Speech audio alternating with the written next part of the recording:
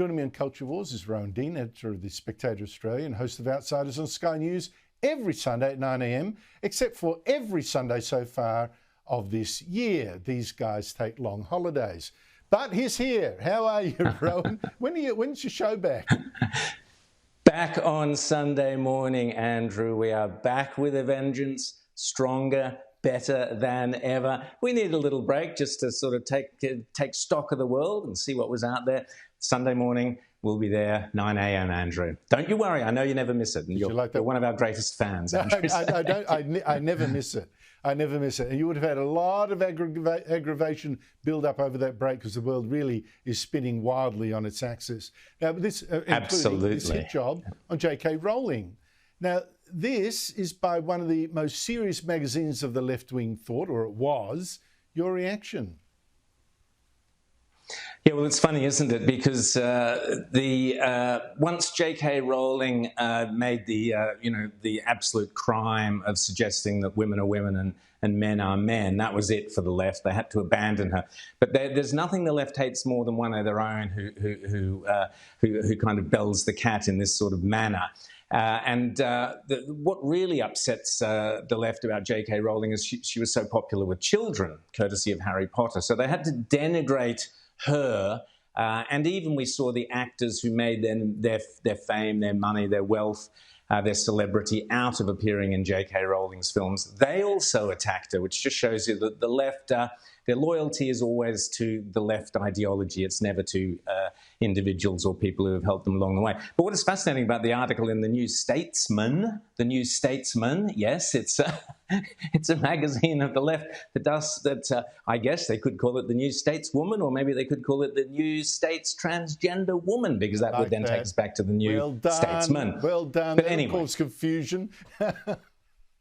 Exactly. But here's what's funny about the article, Andrew. They go into how nasty and terrible JK Rowling is, and they kick off by being appalled that she wrote under the, or appearing to be shocked under that she wrote under the pseudonym of Robert Galbraith. In other words, she identified as a man to write her first adult novels. You would have thought they would have loved this. Surely this is a great thing to be true. But oh no, she hid, behind a pseudonym. How dare she? And then they go on to the fact that she's obsessed with paedophiles, rapists, murderers, criminals, crooks. She's a crime writer. That's what crime writers do, Andrew. And the left are all in a tiz because here's this person who was obsessed with writing crime novels about criminals and about weird people with different perversions and things, because that's what readers of crime novels want. But this makes her incredibly nasty, and as yet, always the left can never separate the artist from the individual. Classic example. Oh, dearie me.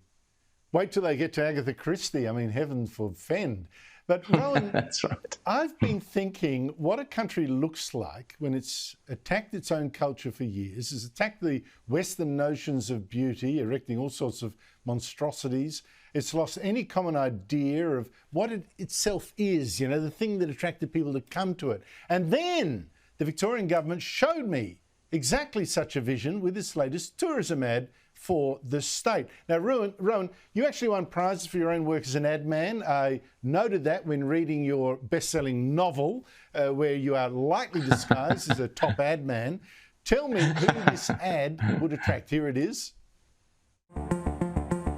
There's something a bit different about Victoria.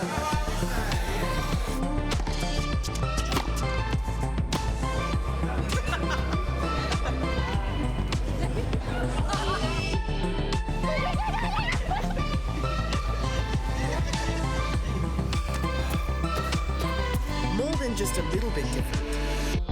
Victoria. Every bit different. Rowan, who's that going to attract?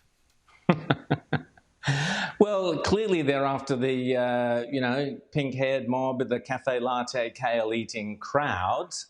They claim that Victoria is a bit different. There's plenty of other places in Australia that can boast their progressive inner-city coffee crowd. But what amused me about this ad, Andrew, is they start off with the claim that there's something a bit different about Victoria. Well, this is true, and it's always good to have an opening line that hooks you in, because and a credible, believable line. But what they then fail is to deliver. For example, where is the scene outside the cenotaph with rubber bullets being fired at people simply for protesting about vaccines? Where are all the shots of those beautiful kind of progressive modern scenes of people delighting in the absence of public housing to live in doorways in the CBD? I mean, that's Melbourne's right up there in the vanguard of offering its open spaces to the homeless crowd and seemingly being incapable of giving them any public housing. And also, no trip to Victoria is complete, Andrew, without a visit to the NGV, the National Gallery of Victoria, where you learn, for example, that some of Australia's greatest painters and artists back in the 1800s, when they were painting idyllic scenes of beautiful bush and Indigenous Australians enjoying being by the river or whatever it was, you then have a note next to the painting telling you that the painter back in 1860 got it all wrong. He didn't know what he was looking at. In fact, there was a massacre further down the river, and that's what he should have focused on rather than this idyllic paradise that he painted. So you also have an ability in Victoria where the curators of your galleries and museums are so far-sighted and foresighted that they can actually look back into the past and tell the painter what he should have seen when he was doing his painting. It's an amazing place, Victoria. This is progressive Australia at its very best, Andrew. So, take the ad, run with it, Victoria, and let's see who it attracts. Oh, for heaven's sake. We've got so much lovely artwork here, and they picked, I don't know who that was, I think Paul Pacini or something like that, some hideous monstrosity that you've got to look at instead of a Streeton or something like that. It's just terrible. And pitched at hipster dudes that have got no money anyway, instead of people with a bit of money than taste. Rowan Dean, thank you so much indeed for your time.